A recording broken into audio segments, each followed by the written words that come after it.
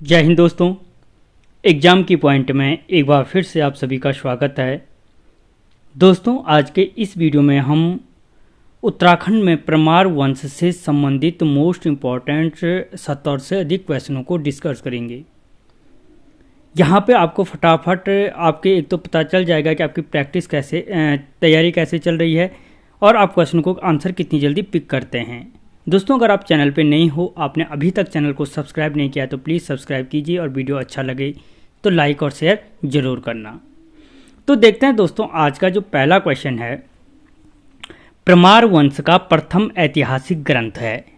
तो दोस्तों, जो परमार वंश का जो प्रथम ऐतिहासिक ग्रंथ है वो कौन सा है? मनोदय काव्य है। ठीक है, क्या है? मनोदय काव्य है। और अगर मनोदय काव्य की बात करें तो ये एक संस्कृत भाषा का ग्रंथ है। अगर कभी पूछा जाए कि मनोदय काव्य किस भाषा का ग्रंथ है तो याद रखना संस्कृत भाषा का ग्रंथ है। और किसने लिखा था मनोदय काव्य? तो भरत ने लिखा था। किसने लिखा था? भरत ने लिखा था। ठीक है, और जो भरत था वो किसके दरबार में रहता था? अगर ये पूछा जाए तो याद रखना मानसा के दरबार में रहता था। किसके? मानसा के दरबार में रहता था, जो 44वां राजा था। ठीक है, अगला क्वेश्चन, चांदपुर अभिलेख परमार वंश के किस शासक से संबंधित है? कि जो चांदपुर अभिलेख, तो दोस्तों किससे संबंधित है? जो चांदपुर अभिलेख है कनकपाल से संबंधित है। ठीक है, और कनकपाल ने ही क्या किया था?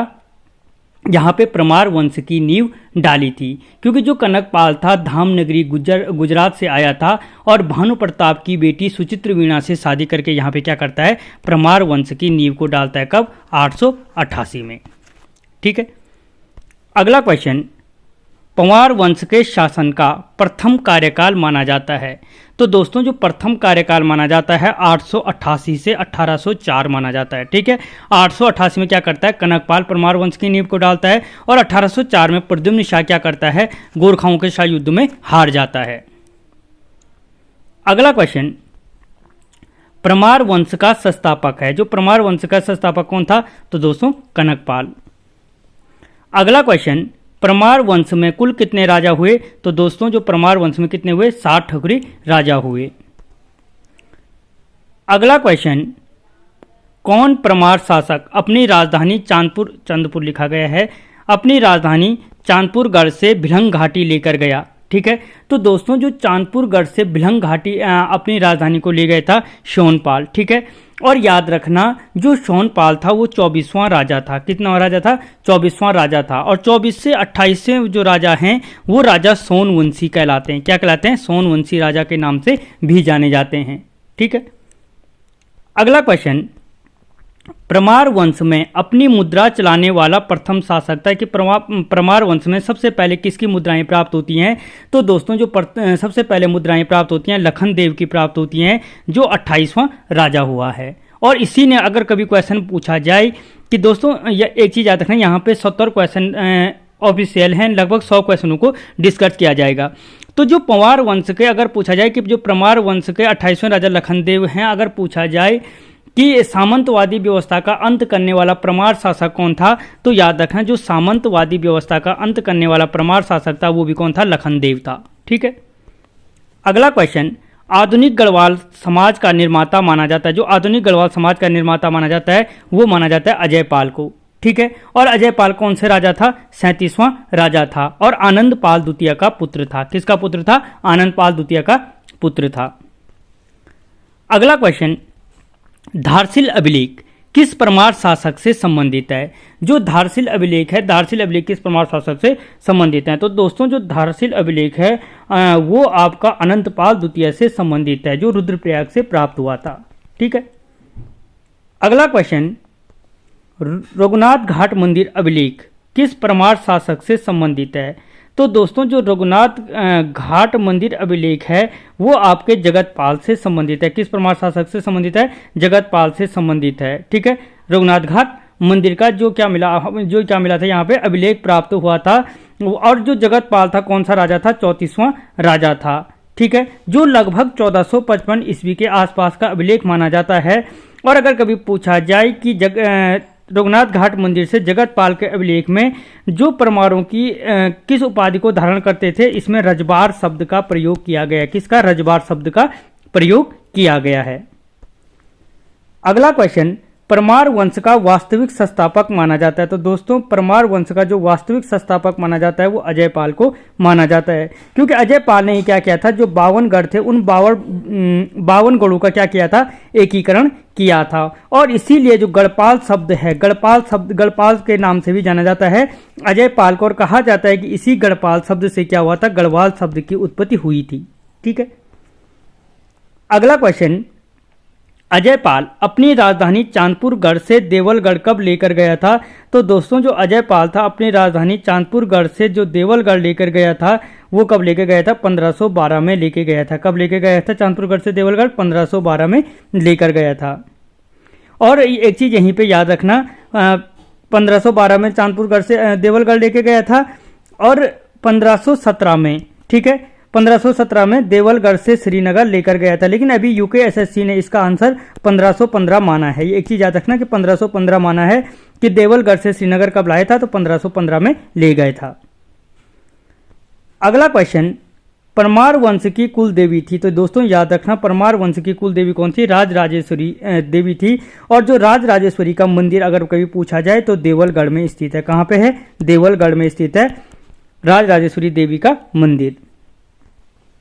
अगला क्वेश्चन, परमार वंश में सर्वश्रेष्ठ ब्राह्मण थे। तो दोस्तों याद रखना जो परमार वंश में सर्वश्रेष्ठ ब्राह्मण थे वो कौन थे, सुरोला ब्राह्मण थे। और सुरोला ब्राह्मणों को सर्वश्रेष्ठ ब्राह्मण किसने घोषित किया, अगर ये पूछा जाए तो याद रखना अजयपाल ने किया था। ठीक है, और जो चौथानी ब्राह्मण थे चंद्रवंश में सर्वश्रेष्ठ ब्राह्मण थे।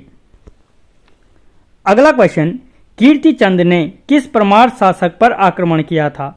तो दोस्तों जो कीर्ति चंद ने किया था अजयपाल पर आक्रमण किया था। और कब किया था अगर पूछा जाए तो याद रखना 1491 में किया था, बदान क्षेत्र पर किया था। ठीक है, जिसमें क्या हुआ था कि कीर्ति चंद ने अजयपाल को हरा दिया था। ठीक है, और ठीक 1491 के बाद 1497 में क्या करता है कि अजयपाल काउंटर अटैक करता है कीर्ति चंद पर, और जिसमें क्या करता है कीर्ति चंद को हरा देता है। ठीक है, दो मुख्य युद्ध हैं, 1491 में कीर्तिचंद अजयपाल को हराता है और 1497 में अजयपाल कीर्तिचंद को हराता है। अगला क्वेश्चन, भूमि बंदोबस्त करने वाला प्रथम परमार शासक था। तो दोस्तों भूमि बंदोबस्त करने वाला जो प्रथम परमार शासक था वो अजयपाल था। और अगर कभी पूछा जाए इसने क्या दिया था, जो समान मापन प्रणाली का द्यूलिया पाथा था, द्यूलिया पाथा का प्रयोग किया था। और अगर पूछा जाए कि द्यूलिया पाथा देने वाला कौन था तो देख कौन था, अजयपाल था। ठीक है, अगला क्वेश्चन, गढ़वाल का अशोक किसे कहा जाता है। तो दोस्तों गढ़वाल का अशोक किसे कहा जाता है, अजयपाल को कहा जाता है। और अगर क्यों कहा जाता है तो एक चीज याद रखना कि अजयपाल ने क्या किया था, 52 गढ़ों का एकीकरण किया था। और 52 गढ़ों में से एक था उप्पूगढ़ टिहरी में, जिसका जो गढ़पति था वो कप्पू चौहान था। और कप्पू चौहान की वीरता की कहानी आपने सुनी होगी अगर आप उत्तराखंड के हो। ठीक है, तो कप्पू चौहान की वीरता को देखकर क्या करता है अजयपाल, क्या करता है राजपाट को छोड़ देता है और गोरख पंथ को ग्रहण कर लेता है। जिस तरीके से अशोक ने राजपाट छोड़ करके क्या किया था, संन्यास धारण कर लिया था। इसीलिए इसको क्या कहा जाता है, गढ़वाल का अशोक कहा जाता है अजयपाल को। ठीक है, अगला क्वेश्चन, किस परमार शासक को गढ़पाल के नाम से जाना जाता है। अभी बताया मैंने किसको, अजयपाल को जाना जाता है, क्योंकि इसने क्या किया था, 52 गढ़ों का एकीकरण किया था। अगला क्वेश्चन, किस परमार शासक को चतुर शासक की उपाधि दी गई है। तो दोस्तों जो चतुर शासक की उपाधि दी गई है वो सहजपाल को दी गई है। किसको दी गई है, सहजपाल को चतुर शासक की उपाधि दी गई है। ठीक है, और अगर कभी पूछा जाए कि सहजपाल को चतुर शासक की उपाधि किसमें कहा गया है तो याद रखना मनोदय काव्य में कहा गया है। और मैं ऑलरेडी बता चुका हूं मनोदय काव्य भरत का लिखा हुआ है जो मानसा के दरबार में रहता था। ठीक है, और इसी सहजपाल को एक चीज याद रखना, अगर कभी पूछा जाए वीर गुणज सुखद पर्याय किसे कहा गया है, वीर गुणज सुखद पर्याय भी किसको कहा गया है, सहजपाल को ही कहा गया है। ठीक है, अगला क्वेश्चन, अकबर का अन्वेषक दल गंगा नदी के उद्गम का पता लगाने के लिए किसके दरबार में आया था। जो अकबर का अन्वेषक दल था वो गंगा नदी के उद्गम का पता लगाने के लिए किसके दरबार में आया था। ठीक है, तो दोस्तों याद रखना वो किसके दरबार में आया था, सहजपाल के दरबार में आए थे गंगा नदी के उद्गम का पता लगाने के लिए अकबर का अन्वेषक दल। अगला क्वेश्चन, दिल्ली दरबार में राजदूत भेजने की परंपरा किस परमार शासक ने शुरू की। दिल्ली दरबार में तो दोस्तों याद रखना, दिल्ली दरबार में जो राजदूत भेजने की परंपरा शुरू की थी वो बलभद्र शाह ने की थी। किसने की थी? बलभद्र शाह ने की थी। और अगर कभी पूछा जाए कि अकबर का समकालीन कौन था परमार शासक, तो याद रखना सहजपाल भी अकबर का समकालीन था और बलभद्र शाह भी क्या था? अकबर का समकालीन था। ऑप्शन में दोनों नहीं होंगे। अगला क्वेश्चन, समान मापन प्रणाली दुलिया पाथा की स्थापना किसने की थी? तो दोस्तों वो अभी ऊपर बताया मैंने, अजय पाल ने की थी। इसी ने सर्वप्रथम क्या किया था? परमार वंश में भूमि बंदोबस्त की शुरुआत की थी। अगला क्वेश्चन, जीतू बगड़वाल किसके दरबार में रहता था? जीतू बगड़वाल की कहानी आपने सुनी होगी। और जीतू बगड़वाल, अगर पूछा जाए जीतू बगड़वाल का संबंध किस जनपद से है, तो टिहरी जनपद से है। और किसके दरबार में रहता था? तो दोस्तों मानसा के दरबार में रहता था जीतू बगड़वाल। अगला क्वेश्चन, शाह की उपाधि धारण करने वाला प्रथम परमार शासक था। तो दोस्तों जो शाह की उपाधि धारण करने वाला प्रथम परमार शासक था वो कौन था? बलभद्र शाह था। और अगर पूछा जाए कि बलभद्र शाह को शाह की उपाधि किसने दी थी, तो फिर आंसर हो जाएगा बहलोल लोदी ने दी थी। किसने दी थी? बहलोल लोदी ने क्या दी थी? शाह की उपाधि दी थी बलभद्र शाह को। ठीक है। अगला क्वेश्चन, 1591 में ग्वालदम का युद्ध किसके मध्य हुआ था? ठीक है। तो दोस्तों जो 1591 में ग्वालदम का युद्ध हुआ था, वो ग्वालदम का युद्ध आपका बलभद्र शाह और रूपचंद के मध्य हुआ था। याद रखना, जब 1591 में ग्वालदम का युद्ध हुआ था तो रूपचंद ने ग्वालदम पर आक्रमण किया था, जिसमें रुद्रचंद्र का जो सेनापति था, रूपचंद्र बोलो या रुद्रचंद्र बोलो, रुद्रचंद्र का जो सेनापति था पुरुषोत्तम पंत, वो मारा गया था। कौन मारा गया था? पुरुषोत्तम पंत मारा गया था। ठीक है। और यही वो युद्ध था जिसकी नींव डालता है, जिसके पश्चात रुद्रचंद्र का बेटा लक्ष्मीचंद क्या करता है? गढ़वाल पर 8 बार आक्रमण करता है। ठीक है। और 1591 में जब पुरुषोत्तम पंत मारा जाता है तो 1592 में क्या होता है? बैजनाथ का युद्ध होता है, जिसमें सुकाल देव मारा जाता है। ठीक है। याद रखना, 1591 में युद्ध हुआ था ग्वालदम और 1592 में बैजनाथ का युद्ध। अगला क्वेश्चन, भरत कवि किस परमार शासक के दरबार में रहता था? तो मैंने ऊपर बताया था मानसा के दरबार में रहता था भरत कवि, जिसको क्या थी? ज्योतिक राम की उपाधि दी गई थी। किसकी? ज्योतिक राम की उपाधि दी गई थी। और कभी पूछा जाए कि मानसा के दरबार में रहने वाले भरत कवि को ज्योतिक राम की उपाधि किसने दी थी? तो याद रखना, जहांगीर ने दी थी। किसने दी थी? जहांगीर ने दी थी। यानी जो मानसा था वो किसके समकालीन था? जहांगीर के समकालीन था। ठीक है। अगला क्वेश्चन, किस परमार शासक को सूर्य के समान तेज व बलि के समान दानी बताया गया है? तो दोस्तों याद रखना, सूर्य के समान तेज और बलि के समान दानी बताया गया किसको? मानसा को। और मानसा कितनेवें नंबर का राजा था? 44वें नंबर का राजा था। मैं ऊपर भी बता चुका हूं। अगला क्वेश्चन, लक्ष्मीचंद ने किस परमार शासक पर 8 बार आक्रमण किया था? तो दोस्तों वो भी किस पे किया था? मानसा पर किया था। और जो 8 बार आक्रमण किया था 1597 से 1602 के बीच किया था। ठीक है दोस्तों, मैं इस पूरी कहानी को ऑलरेडी पहले बता चुका हूं। अगर आपने नहीं देखा तो चंद्रवंश का एक नया वीडियो अपलोड किया गया है, जिसमें चंद्रवंश और परमार वंश दोनों का तुलनात्मक अध्ययन किया गया है। आप चैनल की प्लेलिस्ट में जाकर के देख लेना। तो यहाँ पे 1602 के बीच 8 बार आक्रमण करता है। और ये वही लक्ष्मीचंद है जिसने शालबुंगा किले का निर्माण किया था, लोखली बिराली के नाम से जाना जाता है, बागनाथ मंदिर की स्थापना की थी। ठीक है। अगला क्वेश्चन, विलियम फिंच विदेशी यात्री किसके दरबार में आया था? ठीक है, ये सारे विदेशी यात्रियों पे स्पेशल वीडियो बना है। तो जो विलियम फिंच था वो किसके दरबार में आया था? मानसा के दरबार में आया था विलियम फिंच। अगला क्वेश्चन दोस्तों, तिरमल चंद ने किस परमार शासक के दरबार में शरण ली थी? जो तिरमल चंद था, तिरमल चंद ने किस परमार शासक के दरबार में शरण ली थी? तो वो था श्याम शाह। ठीक है। और तिरमल चंद प्रथम चंद शासक था जिसने परमार वंश में क्या ली थी? शरण ली थी।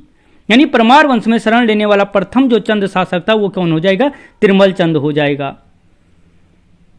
अगला क्वेश्चन, स्वेच्छाचारी शासक के नाम से किस परमार शासक को जाना जाता है? तो दोस्तों याद रखना, स्वेच्छाचारी शासक के नाम से किसको जाना जाता है? श्याम शाह को जाना जाता है।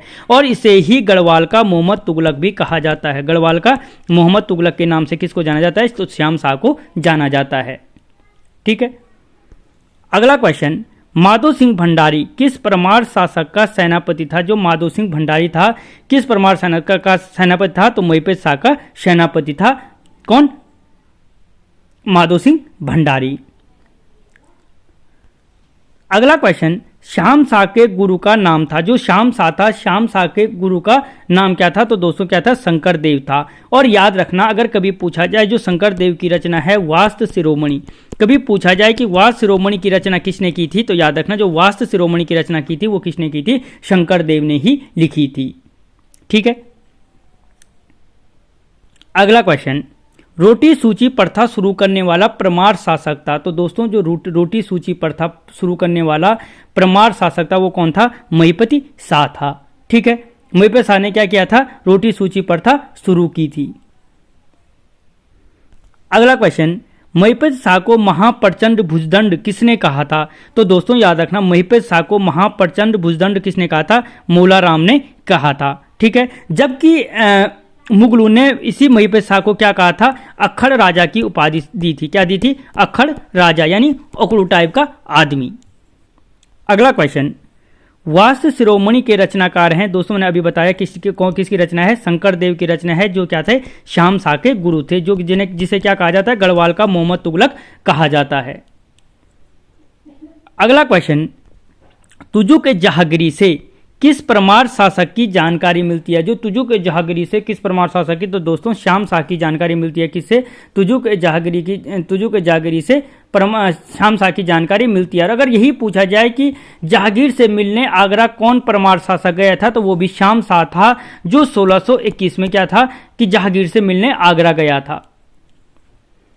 अगला क्वेश्चन, मुगलों ने अक्खड़ राजा की उपाधि से किसको दी थी? तो मैंने अभी बताया किसको दी थी? महिपति शाह को मुगलों ने क्या कहा था? अक्खड़ राजा की उपाधि दी थी, जबकि मोलाराम ने महाप्रचंड भुजदंड कहा था।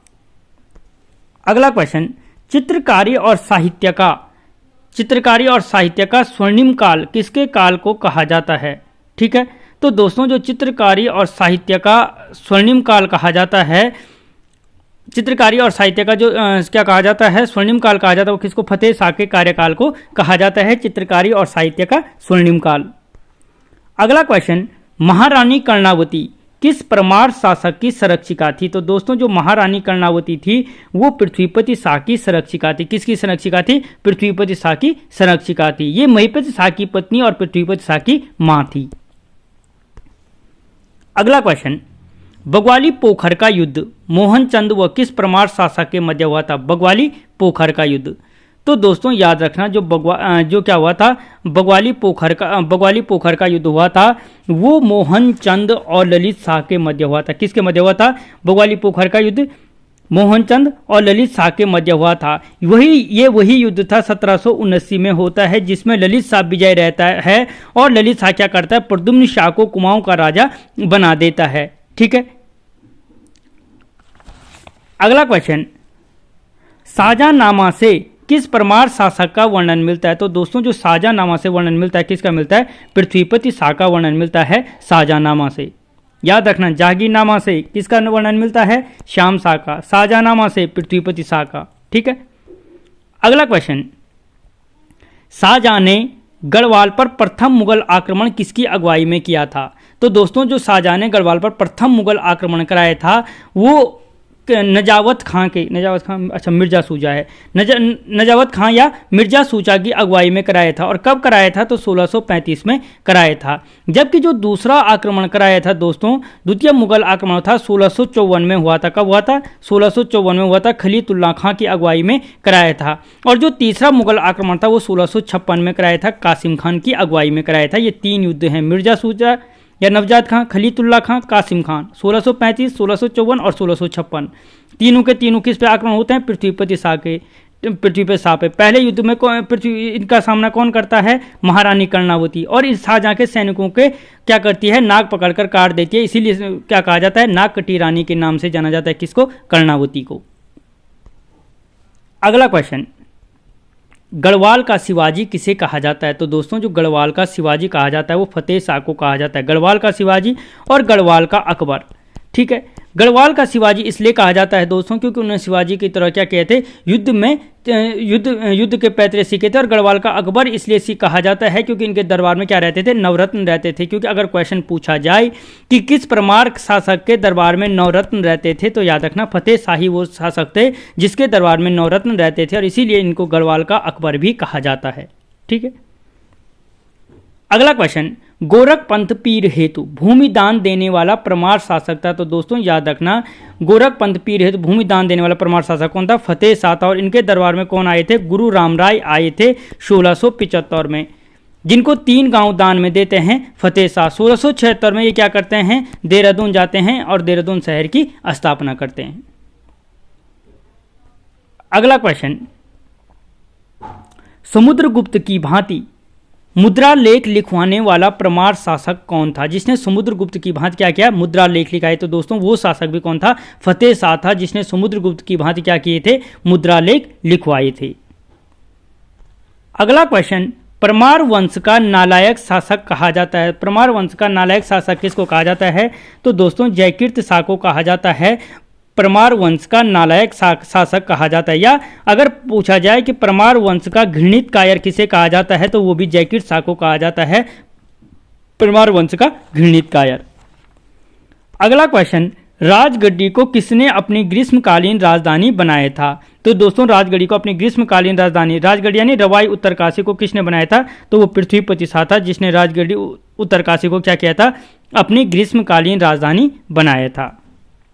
अगला क्वेश्चन, चित्रकारी साहित्य का स्वर्णिम युग किसके शासनकाल को कहा जाता है? दोस्तों चित्रकारी साहित्य का स्वर्णिम युग आपके फतेह शाह के कार्यकाल को कहा जाता है।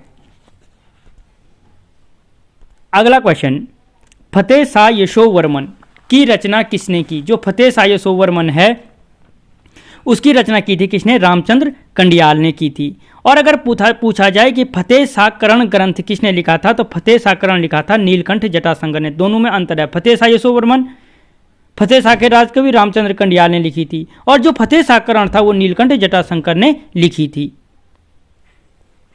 अगला क्वेश्चन, कनकई देवी किस परमार शासक की संरक्षिका थी? तो दोस्तों जो कनकई देवी थी किसकी संरक्षिका थी? प्रदीप शाह की संरक्षिका थी कनकई देवी।